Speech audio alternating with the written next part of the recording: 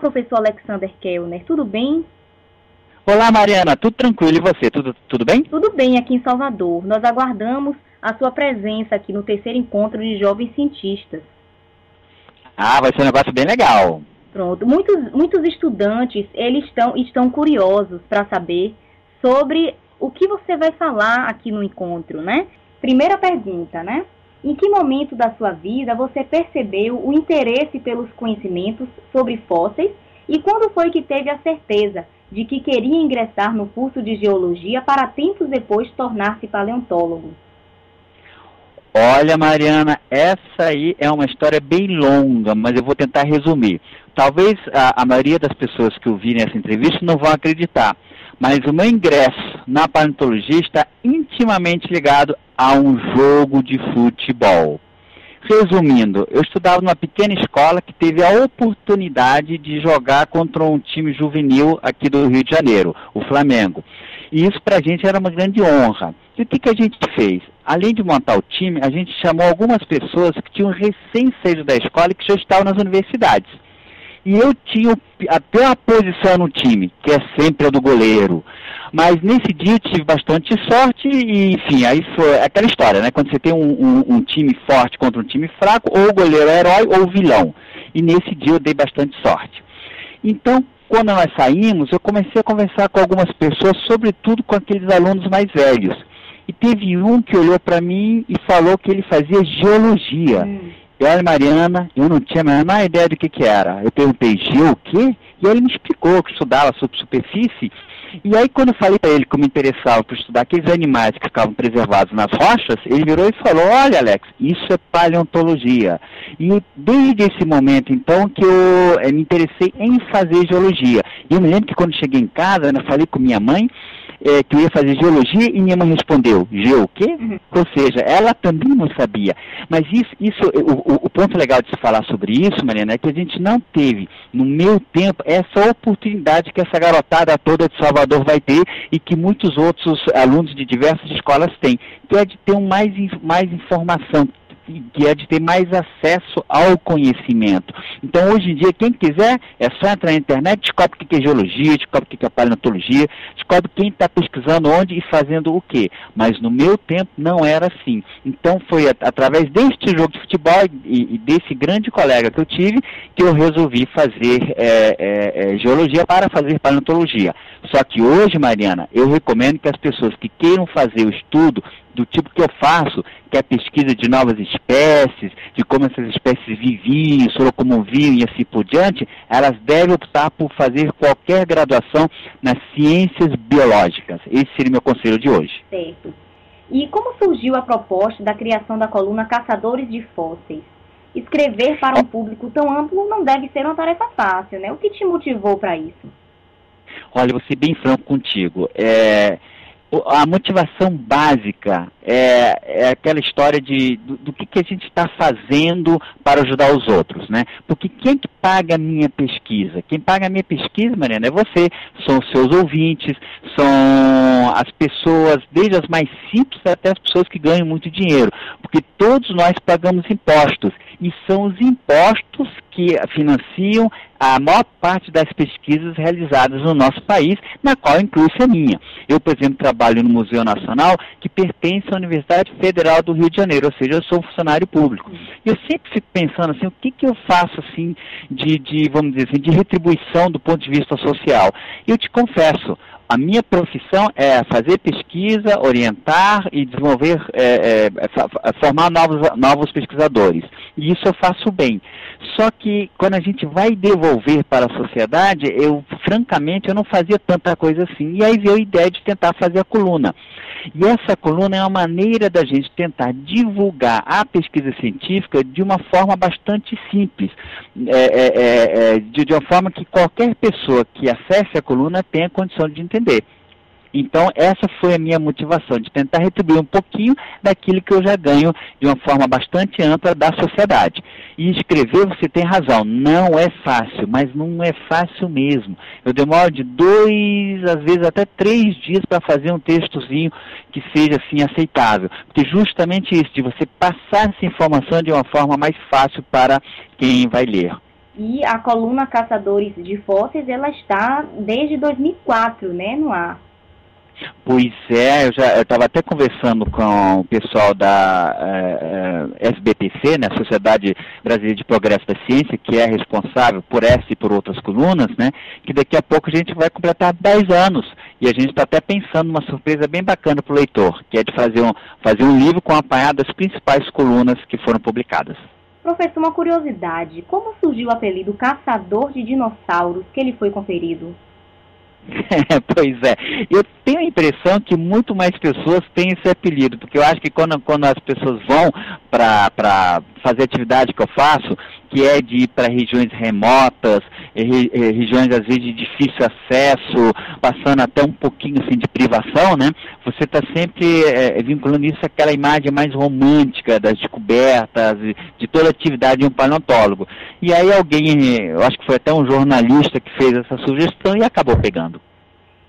Professor, com relação à posição do Brasil no ranking das pesquisas na área de paleontologia, em que posição ele se encontra? Olha, eu vou ser bem franco, eu acho que muitas pessoas vão ficar um pouquinho decepcionadas com o que eu vou dizer, mas o Brasil está médio. Por que digo isso? Porque quando a gente for, se a gente for só comparar aqui na América do Sul, o Brasil também não é o primeiro lugar. O primeiro lugar da América do Sul é a Argentina. A Argentina tem bem mais tradição, muito mais pessoas em atividade fazendo a pesquisa de fósseis do que no nosso país.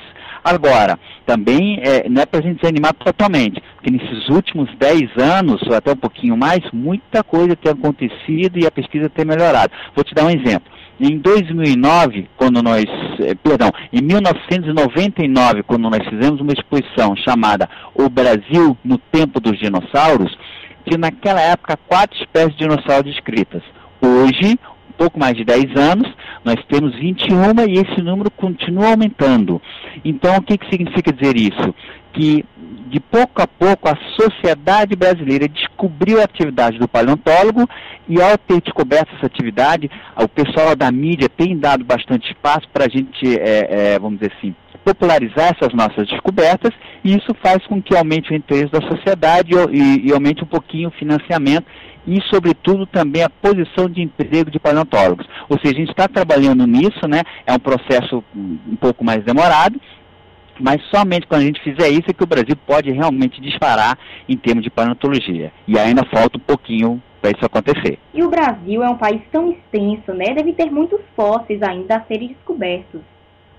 Olha, tem muitos fósseis, mas tem muitos fósseis mesmo. E você sabe uma das regiões que eu acho que vai nos fornecer, vamos dizer, gratas surpresas do ponto de vista de descobertas novas? É exatamente aí na Bahia. A Bahia, que é um dos maiores estados do nosso país, né?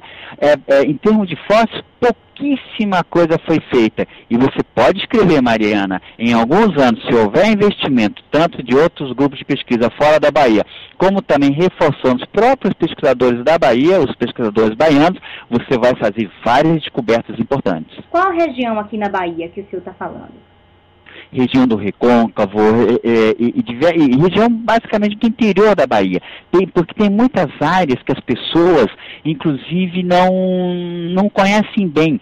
Todas as áreas que têm os sedimentos de um período que eu vou chamar agora, chamado Mesozoico, que é onde viveram os dinossauros, são áreas de grande potencial. E você pode ter certeza, Recôncavo, Tucano, Jatobá, são regiões muito promissoras para descobertas importantes. Até mesmo em Itaparica tem fósseis. Olha, que bom. Professor, nós sabemos que o senhor participou da descoberta e estudo de alguns dos principais répteis fósseis do Brasil.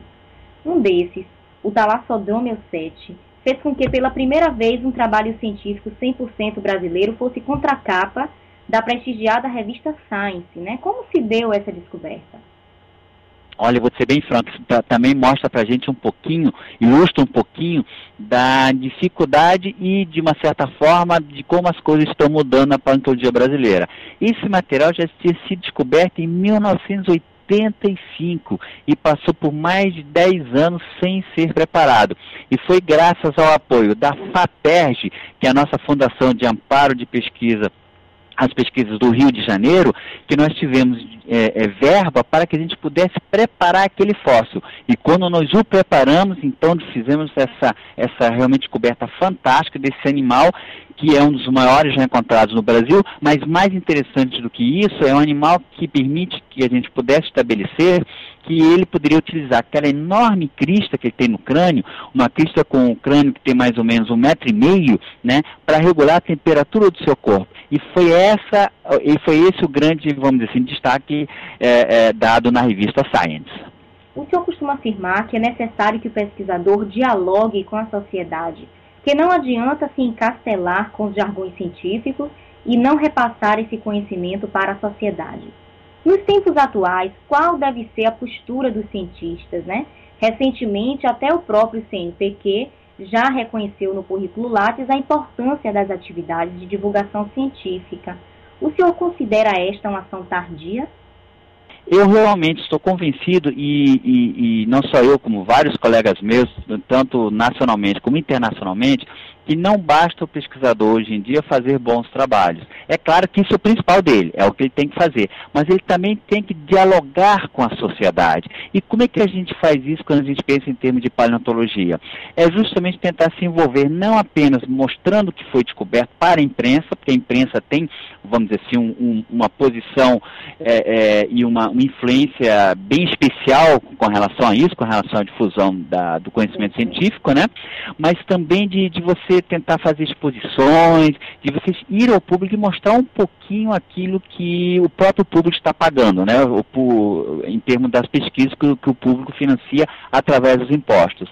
Então, hoje em dia, para até a ciência poder aumentar e para, inclusive, de uma certa forma, devolver um pouco para a sociedade aquilo que o cientista recebe, eu acho fundamental que ele dialogue com a sociedade através de não só palestras, exposições, quando ele trabalha numa instituição da categoria de um museu, né, que é o meu caso, mas também de conversar sobretudo com a imprensa. E você tinha colocado a história do CNPq, né, do currículo Lattes.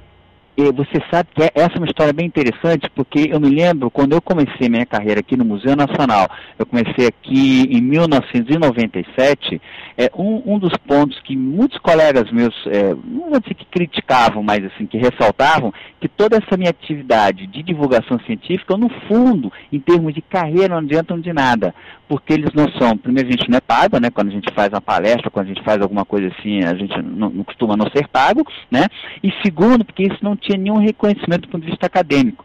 Ou seja, quando você vai ver o pesquisador de uma forma, vamos dizer, mais fechada, você vai ver as publicações que ele tem. Felizmente, também o CNPq agora reconhece que é importância essa mudança de postura. E não é só o CNPq. Vou te dar um exemplo aqui. Nós temos aqui a nossa FAPERJ aqui do Rio de Janeiro, né? A FAPERJ obriga, quando a gente tem um certo tipo de bolsa, a que a gente faça uma atividade por ano numa escola uma escola pública, com alunos do ensino médio, né? Não, isso é muito bacana e uma das coisas que eu procuro tentar fazer é incentivar que os meus alunos também participem desse processo. Você pode ter certeza, quando você conversa com as crianças, aqueles olhinhos brilhando, né, sobre as grandes descobertas que são realizadas, isso tem vamos dizer assim, uma influência bastante positiva, não só para a criançada, né, para esses futuros cientistas em potencial ou futuros tomadores de decisão em potencial, né, que são crianças que vão estar trabalhando em outras empresas e por aí vai, né? Mas também para o próprio pesquisador. Então eu acho que é muito louvável, né? E não considero que tenha vindo tardia, não. Veio no momento que teve que vir. E até essas palestras, né? Elas podem servir como primeiro contato, né? Dos jovens com a universidade. E vou te dizer mais uma coisa. Eu tenho pelo menos 3 alunos que hoje estão comigo. Aliás, uns inclusive já têm até emprego. Tá? Já se formaram, já fizeram mestrado, já fizeram doutorado, e que eu consegui, que vieram até mim por causa de palestras que eu propiciei em alguma instituição científica. Você vai, se conversa, e aí as pessoas se interessam, um ou outro diz, eu quero fazer isso. Aí eles vêm no caso eram alunos que podiam vir ao Rio de Janeiro, né? E eles então vieram para cá e aí tiveram essa oportunidade de realmente de optar por seguir essa carreira científica. O senhor também falou sobre o trabalho no museu, né? Qual a importância dos museus de história natural o que deve ser feito para que estes espaços eles sejam mais visitados pelos jovens brasileiros? Mariana, talvez seja essa a grande decepção que eu ainda tenho assim na minha vida acadêmica. Os museus, infelizmente, no nosso país são muito desvalorizados. Eu vejo a nossa luta aqui no Museu Nacional. É muito difícil você conseguir verba para que a gente possa fazer, vamos dizer assim, exposições que cheguem no nível daquilo que o público merece. Inclusive, eu gosto de dizer uma expressão. Por que o Brasil, que é agora a sexta economia mundial, não pode ter um museu de história natural decente? Porque, Mariana, nós não temos nenhum. Meu Museu Nacional tem muito acervo, mas não é um bom museu em termos de exposição. E isso vale para todos os museus de história natural no nosso país. Ou são pequenos demais, ou estão com as exposições extremamente defasadas diante daquilo que é feito no resto do mundo. E infelizmente não tem jeito, Mariana. Aí o Brasil ainda está patinando, não está saindo do lugar. A gente precisa realmente de uma política, um investimento público que se dedique à recuperação dos nossos museus, né? Não só recuperação, Mariana, às vezes é questão de implantação mesmo. Tem muitos lugares no nosso país que não tem museu. E ainda mais com essa temática bonita que é a história natural. E com isso a gente não fala apenas de fósseis, de dinossauros. A gente fala de animais que vivem, das plantas, sabe, de toda essa interação que a gente encontra na biosfera, né, dos organismos como um todo. E isso é uma educação, isso é um ponto muito importante para um país que tem essa tremenda biodiversidade e que também tinha uma biodiversidade do passado bastante abundante. Professor, e até a questão, assim, quando você compara, queria que eu fizesse uma comparação entre a situação dos museus de história natural no Brasil, né, essa ausência desse grande museu, uma instituição que realmente tenha uma infraestrutura boa, não é, para a visitação de jovens, comparado com os outros países da América Latina. Como é que está o Brasil? Quando você fecha a comparação na América Latina, a gente ainda tem uma situação um pouquinho diferente. Nós, naturalmente, perdemos de 10 da Argentina. A Argentina está muito, muito, muito na nossa frente. A gente não chega perto, né? Mas quando a gente compara com outros países, infelizmente, não é um motivo de orgulho, né? Mas outros países, tem alguns, inclusive, que estão numa situação ainda pior que a gente, né? Mas em linhas gerais, assim, no Brasil, em primeiro lugar, está a Argentina, que não é lá essas coisas, mas é bem melhor que a nossa, né? E o Brasil viria, então, se você fizer esse tipo de comparação, num segundo lugar, mas num segundo lugar, assim, longe, assim, sabe? Agora, quando a gente compara com a Europa, você tem uma ideia. Eu tive agora, voltei dos Estados Unidos, de um estado pequenininho chamado Carolina do Norte. Ele tem um museu que nós não temos nada nem parecido aqui no Brasil, não chega nem perto, não dá nem para começar. E isso aí não adianta, né? Aí é investimento público mesmo, é o Estado dizendo, o Estado brasileiro dizendo, nós queremos museus de história natural decentes. Eu fico sempre pensando, por que só as pessoas que têm uma condição financeira mais avantajada podem observar exposições maravilhosas? Por que o Brasil não faz isso, né? E é uma sexta economia, não é? Então por que não investe um pouco nessa questão de museu de história natural? Né? E essa, eu te confesso, Mariana, essa ainda é uma grande frustração minha de não ter conseguido, juntamente com diversos colegas, fazer essa mudança de postura do nosso Estado. E eu acho que isso só vai acontecer mesmo com essa garotada, com esse pessoal aí de Salvador que vai ver essa palestra, né, que eu vou preferir, e outras palestras que certamente já ouviram. Eu acho que é essa geração que vai poder fazer a mudança. A minha geração, eu vejo assim, não vejo assim condições de fazer uma mudança expressiva. Certo. Professor, já que o seu trabalho consiste em desmistificar a ciência da paleontologia e suas descobertas ao redor do mundo, o senhor acredita que o mesmo contribui para que crianças e adolescentes despertem a curiosidade para as ciências? Em caso positivo, como acha que isso acontece? Olha, eu vou ser bem franco contigo. Quando você chega e fala em termos de ciência e particularmente de história natural, né,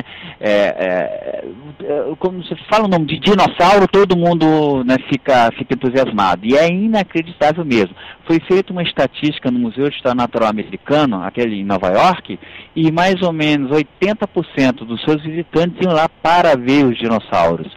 Agora, tem esse outro aspecto que às vezes as pessoas não se dão conta, sobretudo os tomadores de decisão no nosso país, quando a gente faz uma exposição dessas, de dinossauro, quando a gente chama o público aqui para dentro, a gente não mostra só o dinossauro, a gente mostra uma tremenda diversidade de outros aspectos envolvidos nas ciências de uma forma geral.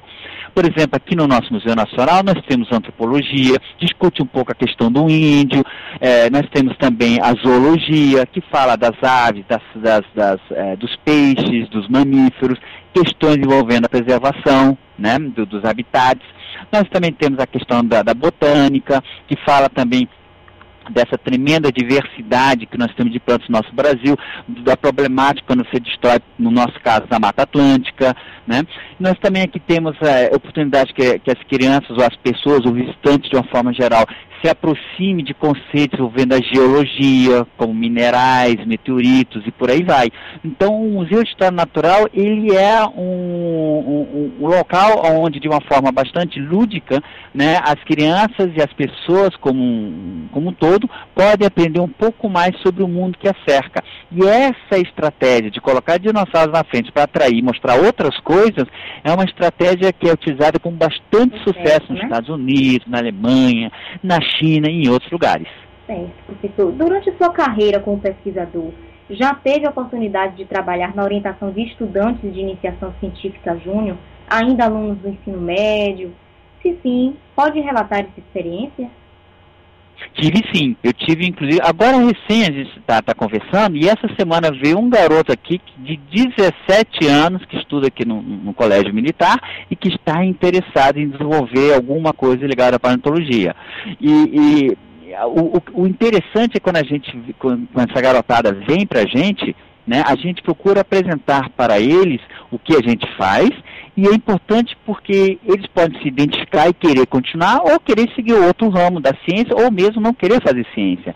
De qualquer forma, nós, quando damos essa possibilidade para essa garotada jovem, né, às vezes estagiários, como a gente chama, estagiário de iniciação científica júnior, de ver o dia a dia de um laboratório, a gente está dando a oportunidade para ele tomar decisões para a carreira dele. Né? Eu tive essa experiência, vários ficaram, uns inclusive já estão fazendo mestrado comigo, né? E outros seguiram outros caminhos. Né? De qualquer forma, eu acho extremamente salutar esse tipo de interação. Joia. Professor, para finalizar, gostaríamos que o senhor deixasse um breve recado aos jovens cientistas da Bahia que aguardam a chegada do evento para assistir à sua conferência.